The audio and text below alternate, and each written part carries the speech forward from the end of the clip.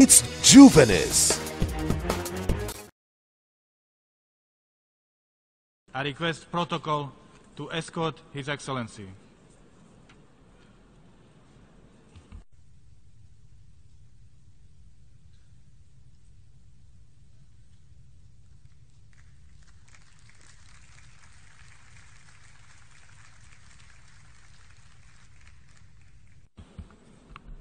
On behalf of the General Assembly, I have the honor to welcome to the United Nations His Excellency Muhammadu Buhari, President of the Federal Republic of Nigeria, and to invite him to address the Assembly.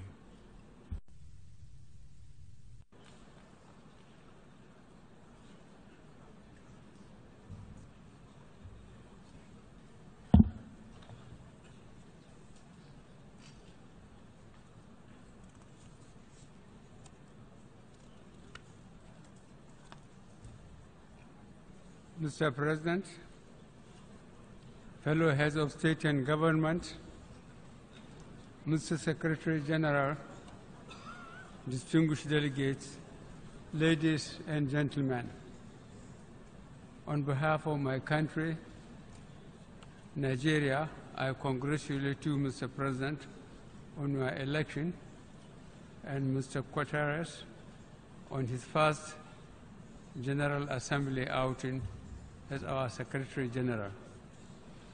I assure you both of my country's solidarity and cooperation. You will indeed need the cooperation of all member states as we are meeting during extraordinary, troubled, and dangerous times. Let me also thank former Secretary General Mr. Ban Ki-moon for his service to the United Nations and wish him peaceful retirement. Mr. President, the previous year has witnessed many far-reaching developments. Some of the most significant events include the Iran nuclear deal, the Paris Climate Change Agreement, and of grave concern, the North Korean nuclear crisis. Mr. President, I must also commend the United Nations' role in helping to settle thousands of innocent civilians caught in the conflicts in Syria, Iraq, and Afghanistan. In particular, we must collectively thank the government of the Federal Republic of Germany under the commendable leadership of Chancellor Angela Merkel, and the governments of Italy, Greece, and Turkey for assisting hundreds of thousands of refugees. In an exemplary show of solidarity, the international community came together within my own region to assist the countries and communities in the Sahel and the Lake Chad regions to contain the threat posed by Al-Qaeda and Boko Haram. We thank the Security Council for visiting the countries of Lake Chad Basin to assess the security situation and humanitarian needs, and for pledging assistance to rebuild lives and livelihoods.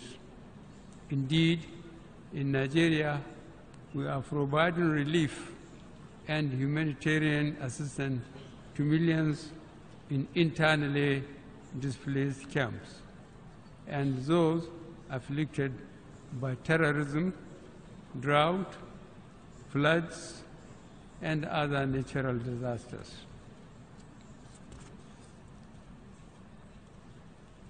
In the last year, the international community came together to focus on the need for gender equality, youth empowerment, social inclusion, and the promotion of education, creativity, and innovation. The frontiers of good governance, democracy, including holding free and fair elections, and the enthronement of the rule of law are expanding everywhere especially in Africa. Our faith in democracy remains firm and unshaken. Our regional organization, ECOWAS, came together to uphold democratic principles in the Gambia as we had done previously in Côte d'Ivoire.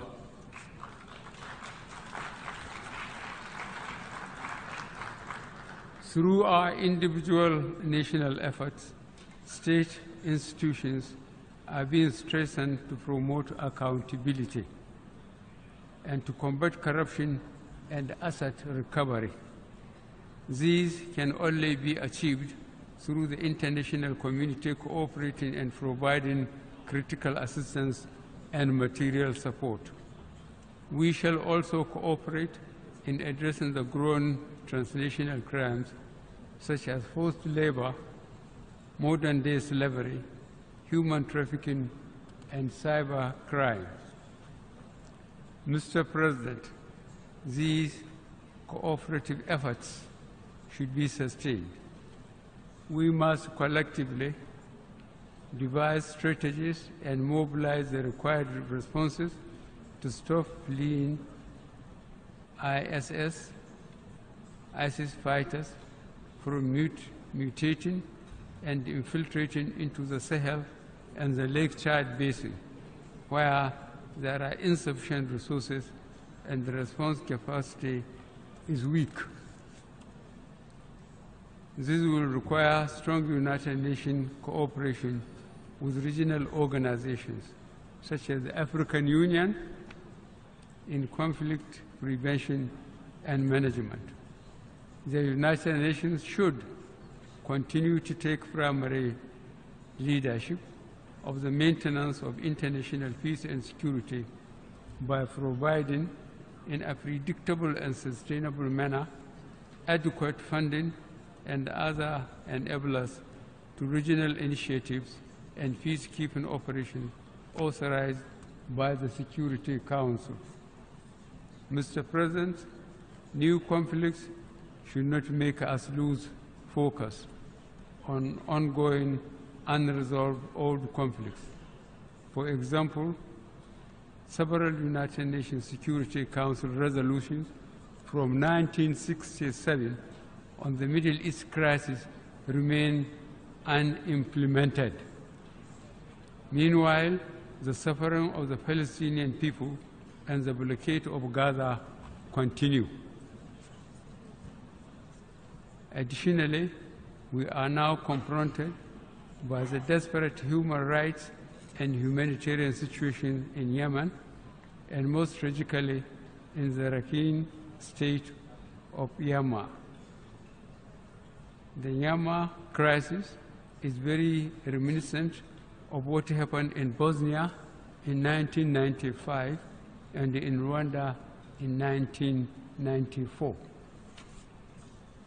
The international community cannot remain silent and do not condemn the horrendous suffering caused by what, from all indications, is a state-backed program of brutal depopulation of the Rohingya inhabited areas in Myanmar on the basis of ethnicity and religion.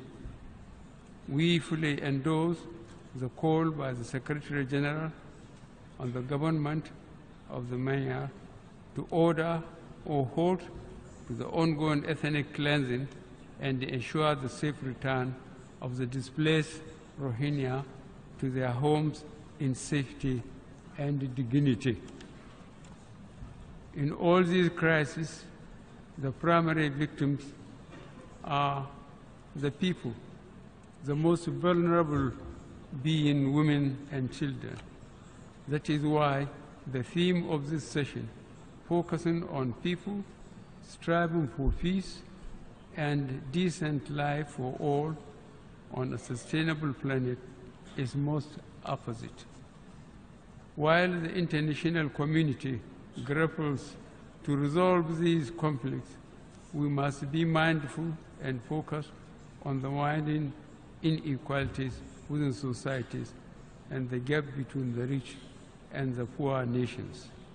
These inequalities and gaps are part of the underlying roots of competition for resources, frustration and anger leading to spiraling instability.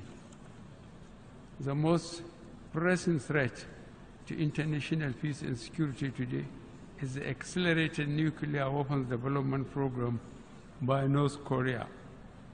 Since the Cuban Missile Crisis of 1962, we have never come so close to the threat of nuclear war as we have now. Mr. President, Nigeria proposes a strong United Nations delegation to urgently engage the North Korean leader. The delegation, led by the Security Council, should include members from all the regions. The crisis in the Korean Peninsula underscores the urgency for all member states, guided by the spirit of enthroning a safer and more peaceful world, to ratify without delay the treaty prohibiting nuclear weapons, which will be open for signature here tomorrow. Mr. President, I end my remarks by reiterating Nigeria's abiding commitment to the foundational principles and goals of the United Nations. Since our admission as a member state in 1960, we have always participated in all efforts to bring about global peace, security, and development. Nigeria will continue to support the United Nations in all its efforts, including the attainment of the 2030 Agenda for Sustainable Development. I thank you.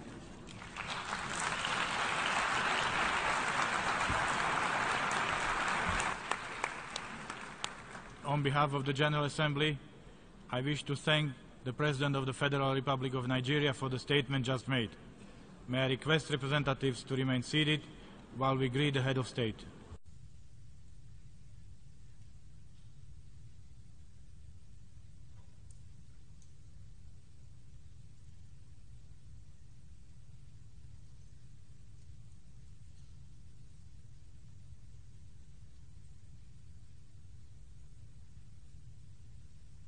We thank you for commenting on our videos. Please keep commenting.